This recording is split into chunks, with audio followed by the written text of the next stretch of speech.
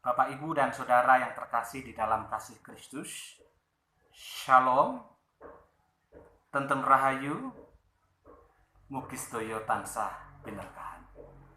Bapak, Ibu, dan Saudara yang terkasih, marilah kita bersama-sama mendengarkan firman Tuhan dari 2 Raja-Raja 5 ayat 1 sampai yang seterusnya. Tetapi saya akan membaca ayat 1 sampai yang ketiga, demikian firman Tuhan. 2 Raja-Raja 5 ayat 1 sampai yang ketiga. Naaman disembuhkan. Naaman, panglima Raja Aram, adalah seorang terpandang di hadapan tuannya dan sangat disayangi. Sebab oleh dia Tuhan telah memberikan kemenangan kepada orang Aram. Tetapi orang itu seorang pahlawan tentara sakit kusta. Orang Aram pernah keluar bergerombolan dan membawa tertawaan seorang anak perempuan dari negeri Israel. Ia menjadi pelayan pada istri Naaman. Berkatalah gadis itu kepada nyonyanya, "Sekiranya tuanku menghadap nabi yang di Samaria itu, maka tentulah nabi yang di Samaria itu akan menyembuhkan dia dari penyakitnya." Demikian kebenaran firman Tuhan. Yang berbahagia kita yang mendengar, menghayati, dan melakukannya. Haleluya. Saudara yang terkasih di dalam kasih Kristus, khotbah minggu kemarin saya sempat menyinggung bahwa tidak ada sesuatu yang terjadi secara kebetulan. Dan khotbah saat ini saya akan secara khusus membahas itu, sehingga tema khotbah pada saat yang indah ini atau judul khotbah adalah tidak ada sesuatu yang terjadi secara kebetulan. Bapak, Ibu, dan Saudara yang terkasih, kata kebetulan adalah kata yang terkadang kita ucapkan dalam kehidupan ini. Dan kata kebetulan ini sendiri menunjukkan sesuatu yang tiba-tiba terjadi tanpa adanya sebuah rencana. Namun sesungguhnya tidak ada yang terjadi secara kebetulan di dalam hidup ini. Alkitab tidak pernah mencatat peristiwa yang terjadi secara kebetulan. Bahkan hidup kita ini sebenarnya sudah ditata oleh Tuhan sedemikian rupa dan masuk dalam rencananya. Bapak, Ibu, dan Saudara yang terkasih di dalam kasih Kristus, mengawali perenungan ini saya akan menyampaikan cerita yang saya alami hari Senin kemarin, Bapak, Ibu. Sepulang kantor seperti biasanya saya memarkirkan mobil di garasi di sebelah rumah bapak saya. Tetapi ketika saat saya pulang dari kantor, ternyata di garasi itu ada motor adik saya. Maka saya parkir di belakangnya. Ya kurang lebih saya letih beberapa senti begitu. Dan sampai dengan sore hari mobil belum saya pindahkan meskipun motor adik saya itu sudah tidak ada di situ. Dan baru sekitar jam 8 saya berencana memajukan mobil saya atau parkir sesuai dengan biasanya. Tetapi sebelumnya saya sempat mampir ke rumah bapak saya untuk ngobrol di situ beberapa menit.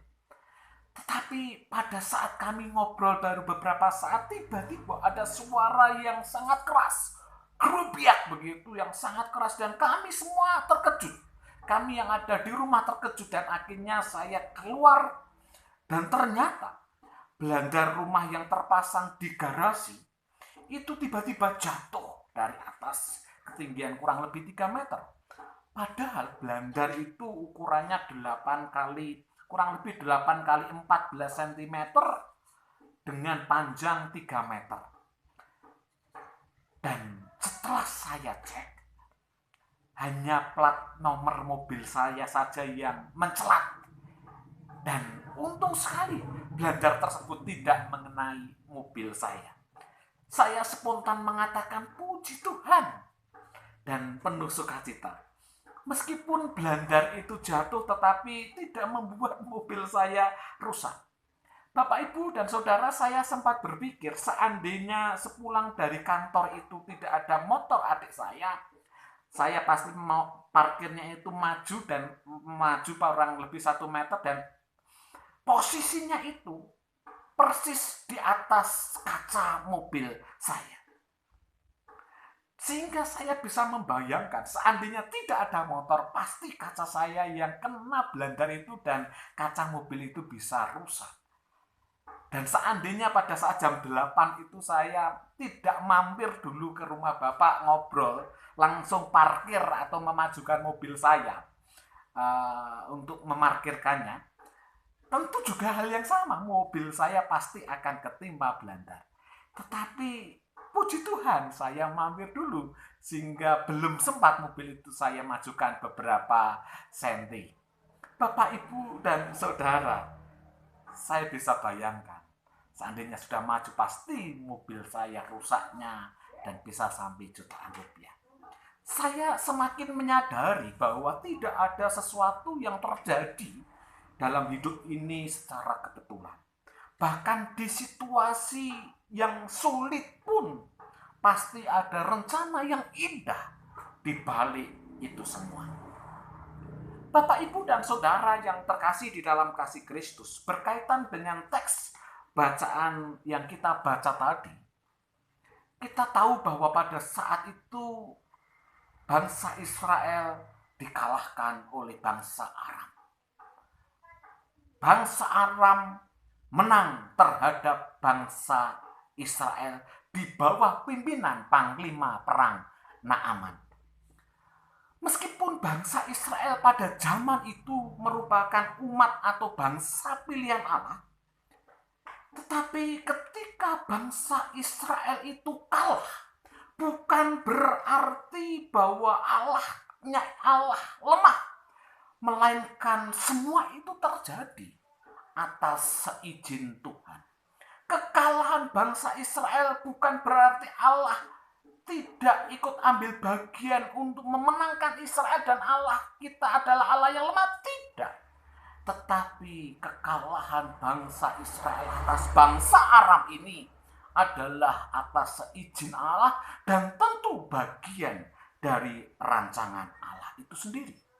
Maka 2 Raja 5 ayat 1b tadi dijelaskan bahwa sebab oleh Dia Tuhan telah memberikan kemenangan kepada orang Aram.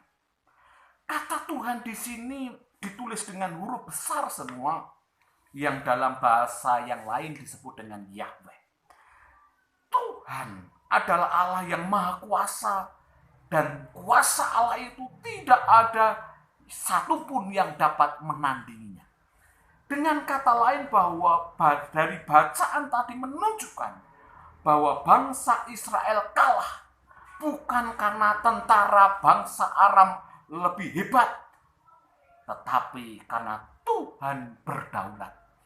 Tuhan mengizinkan untuk menyerahkan bangsa Israel kepada bangsa Aram. Saudara yang terkasih di dalam kasih Kristus, kita meyakini bahwa Tuhan bertindak atas sesuatu, maka pasti ada makna dan maksud. Dan menurut saya setidaknya ada 2 hal. Yang pertama, tidak ada yang kebetulan dalam hidup ini, karena Allah berdaulat atas kehidupan manusia. Saudara yang terkasih di dalam kasih Kristus, jika sesuatu terjadi di luar keputusan dan pilihan kita, hal itu menunjukkan ada rencana dan tangan Tuhan yang berkarya di atasnya. Pada bacaan di sabda pembuka dari Roma 8 ayat 28 tadi, dituliskan, difirmankan demikian. Kita tahu sekarang bahwa Allah turut bekerja dalam segala sesuatu. Sekali lagi, dalam segala sesuatu. Untuk apa? Untuk mendatangkan kebaikan bagi mereka yang mengasihi Dia. Mendatangkan kebaikan. Allah bekerja mendatangkan kebaikan, bukan malapetaka, bukan sesuatu yang menjadikan kita semakin terjerumus dan masuk dalam lembah kekelaman.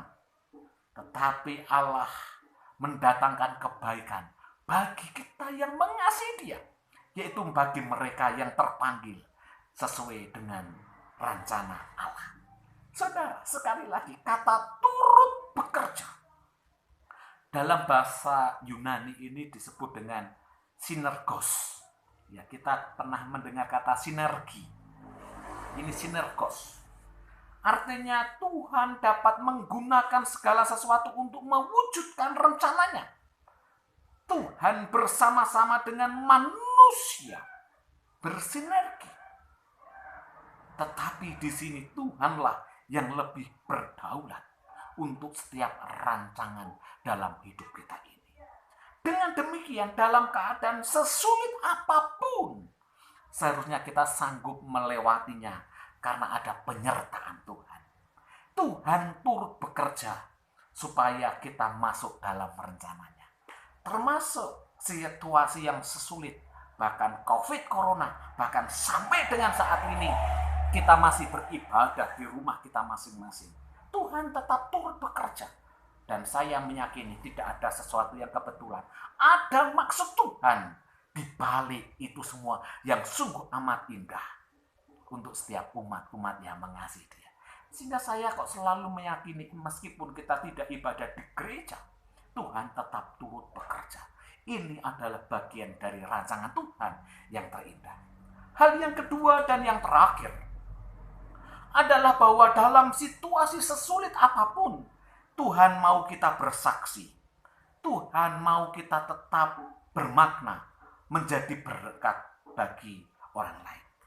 Saudara yang terkasih, tadi kita dalam bacaan tadi diceritakan ada seorang gadis. Saya melihat dari sisi gadis.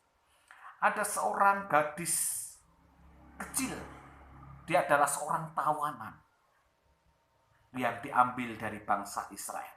Seorang perempuan yang pada waktu itu dianggap diremehkan, tidak direken, namanya saja tidak disebut, apalagi dia hanya seorang pelayan, usianya masih muda. Melainkan meskipun usianya pun masih muda, tetapi menarik di sini bahwa seorang perempuan muda ini ternyata bisa memproklamirkan atau bisa memproklamasikan imannya dan pengalaman pribadinya kepada Tuhan, di mana dia pernah merasakan bagaimana Tuhan berkarya di atas bangsa Israel, dan dia mengatakan bahwa di Samaria, di Israel, ada Tuhan yang bisa menyembuhkan panglima, yang bisa menyembuhkan tuanku. Dia menunjukkan Tuhannya kepada majikannya, seorang panglima perang orang Arab. Bapak, Ibu, dan Saudara, hal ini menarik sekali, bahwa pada akhirnya kita tahu bahwa melalui informasi dari seorang perempuan ini, maka Naaman pergi ke Samaria, ke Israel, dan berjumpa dengan Nabi Tuhan. Dan disitulah akhirnya Naaman mengalami kesembuhan. Dan menarik, di akhir cerita itu semua, panglima perang Naaman percaya kepada Tuhan. Saudara yang terkasih, ternyata dengan kekalahan bangsa Israel atas bangsa Aram ini, salah satu tujuan yang bisa saya lihat adalah agar orang Aram pun mengenal dan percaya kepada Tuhan. Bapak, Ibu, dan Saudara yang terkasih, oleh karena itu dalam situasi sesulit apapun dalam hidup ini, sesungguhnya selalu ada ruang, ada tempat untuk kita menyaksikan tentang Tuhan kita yang hidup. Sehingga di tengah situasi apapun tidak ada alasan bagi kita untuk tidak berani menyatakan bahwa Tuhan kita adalah Tuhan yang penuh cinta kasih, Tuhan yang bisa menolong banyak orang, Tuhan yang bisa menyembuhkan, Tuhan yang bisa memulihkan kita, memulihkan saudara, memulihkan umat, memulihkan bangsa ini. Bapak, Ibu, dan Saudara yang terkasih, mengakhiri khotbah ini, saya hanya ingin tegaskan sekali lagi bahwa dalam keadaan sesulit apapun, kita harus sanggup melewatinya dengan rasa syukur, karena segala sesuatu ada maksud Tuhan Dan Tuhan mengendaki di tengah situasi sesulit apapun kita harus menjadi berkat. Tetap harus menunjukkan pada orang lain bahwa dalam diri kita ada Tuhan yang penuh cinta kasih, Tuhan yang berkuasa, Tuhan yang bisa menyembuhkan, Tuhan yang hidup, yang mampu mengatasi segala sesuatu. Oleh karena itu, selamat hari Minggu, kiranya Tuhan memberkati. Lan mugi sedaya tansah binerkahan. Amin.